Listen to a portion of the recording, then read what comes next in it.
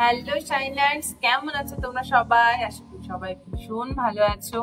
আজ অনেকদিন পর ভিডিও করা, একটু সময় কম পাচ্ছিলাম বা অন্য কারণে একটু ব্যস্ত ছিলাম, বা কেন কি এসব পরে বলবো। আশা করি আজকে থাম্বনেল দেখে তোমরা বুঝে গেছো কি বিষয়ে আমি ভিডিও করছি বা কেন আজকে রাত্রিবেলা তোমাদের সামনে ভিডিও করতে আসা। তো যাই হোক, আমি কথাটা যতটা ভালোভাবে বলছি অতটা ভালোভাবে হয়তো নেই আমরা, কারণ আমাদের পাসিং আউট আস্তে আস্তে পিছিয়ে যাচ্ছে। তোমরা হয়তো জানো, যারা এই লাইনে আছো, ডাব্লিউবিপি সামনে হয়েছিল, আমাদের পরে ওরা জয়েন করেছিল, ওদের পাসিং আউট হয়ে গিয়েছে। সেখান থেকে তাহলে আমাদের এখন পাসিং আউট হয়নি। তো কবে আমাদের পাসিং আউট হবে বা কেন পেছালো সেইগুলো নিয়েই আজকে তোমাদের সামনে বলা।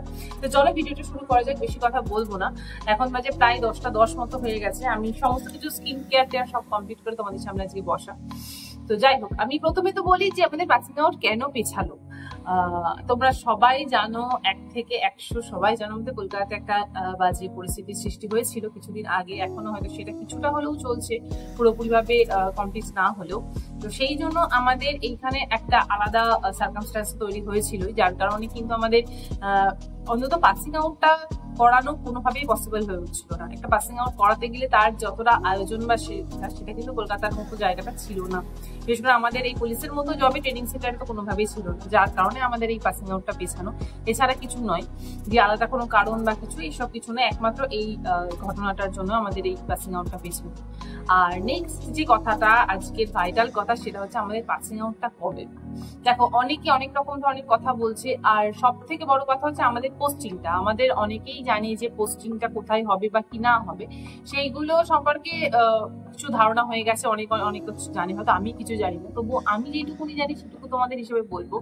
হয়তো এই মান্থটা সেপ্টেম্বর চলছে, আজকে 23rd সেপ্টেম্বর। তো যতদূর সম্ভব এই মাসের শেষে হয়তো আমাদের পোস্টিং লিস্টটা চলে আসবে, কোথায় কি পোস্টিং হবে। আমি আবারও বলছি, পোস্টিং মানেই কিন্তু যে সেখানে আমরা পোস্ট হয়ে যাব সেরকম কোনো ব্যাপার নয়। একটা লিস্ট আসে, একটা পিডিএফ আসে যে এইখানে তোমার পোস্টিংটা হবে। সেখানে আমার কোথায় সেটা পোস্টিং সেটা আমি জানতে পেরে যাবো। তাই বলে এমন না আমি সেখানে পোস্টিং পেয়ে যাব। আমার পাসিং আউট হবে তবেই আমি সেখানে পোস্টিং পাবো।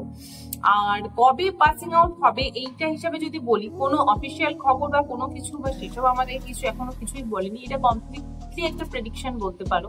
অনেকে বলছে যে অ্যাকচুয়ালি দেখো, আমাদের কলকাতা পুলিশে যত ট্রেনি রয়েছে সমস্ত সেন্টার জায়গায়, মানে সালোয়া থেকে বিজিলাইন সমস্ত কিছু সবকিছু একটা স্ট্রাকচারে ফেলে একটা হাফ করা হয়েছে। সেখান থেকে দাঁড়িয়ে কিছু জনের তো মানে এতগুলো ট্রেনিংকে একসাথে করানো তো পসিবল নয়, তো ভাগে ভাগে সেটা হবে। এবার এমন নয় যে আজকে আমাদের পাসিং আউট হয়ে গেল, ওদের হয়তো 1 মাস পরে, এরকম ভাবে তো কোনো সম্ভব নয়। সবাইকে একটা নির্দিষ্ট জায়গাতে এসে তারপরে পাসিং আউটটা করাতে হবে।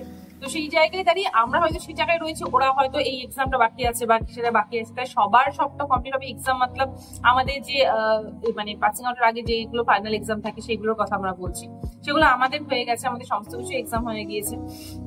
তো আর সব জায়গাকার সমস্ত কিছু এক্সাম কমপ্লিট হলেই আশা করি পাসিং আউটটা হয়ে যাবে। আর এই সমস্ত কিছু মিটিয়ে উঠতে হয়তো এই মাসটাই হবে না, খুব সম্ভবত। কারণ আরো যেসব জায়গা বাকি রয়েছে সেইগুলো আমার মনে হয় সব কমপ্লিট হয় এর মধ্যে হবে। এটা কিন্তু কমপ্লিট প্রেডিকশন, এটা কিন্তু কোনো অফিসিয়াল নিউজ নয়, আমি বারবার বলছি। তো মনে হয় না এই পুজোর আগে হওয়ার চান্স খুব একটা আছে। যা পাসিং আউট যা কিছু সবকিছু পুজোর পরেই হবে। এইবার যদি মনে করে বা কারোর যদি কোনো জায়গায় মনে হয় যে না, ওদের পাসিং আউটটা একবারই করিয়ে দিয়ে পুজোর ডিউটিতে ফেলা উচিত, তাহলে হয়তো সেটা করতেই পারে, কোনো মানে ইম্পসিবলের কিছু নেই। তবে আমার যতদূর ধারণা বা যতদূর বোঝা যাচ্ছে অ্যাম্বিয়েন্স দেখে, পুজোর পরেই হয়তো আমাদের পাসিং আউটটা হওয়ার কথা আছে।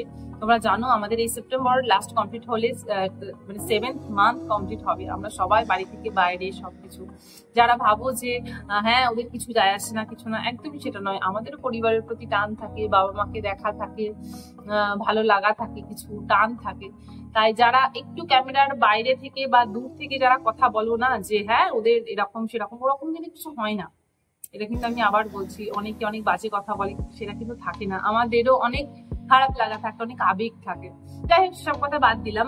পাসিং আউটটা আমরাও চাইছি, আমরাও বাড়ি যেতে চাইছি, কারণ আমাদের ডিউটি হলে আমরা বাড়ি যাতায়াত না করলে অন্তত সপ্তাহে 1 দিন করে তো দেখতে পাবো। সেটা কিন্তু ভীষণ দরকার। যারা বাড়ি থেকে 4 দেয়ালের মধ্যে থেকে পাশের ঘরে বাবা মাকে থেকে এইটা বোঝা যায় না, এই দূরত্বটা না থাকলে। তো আমরাও অনেক ফিল করি তাদের, মানে মিসিংটা কোথাও একটা ফিল করি।